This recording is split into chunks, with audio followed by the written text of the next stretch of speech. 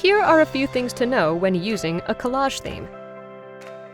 In your video, there's a foreground and a background.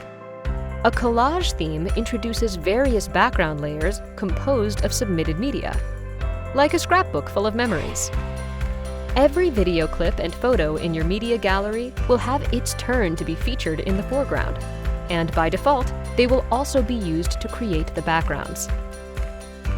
If you find a piece of media that might not be suitable for the background, use the toggle to prevent it from being used.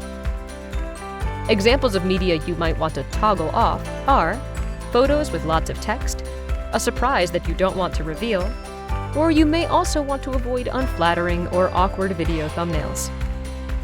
Collage themes work best when including many photos. We suggest uploading 3 photos for every 1 video clip, but the more the merrier. That's all for now. Happy video making!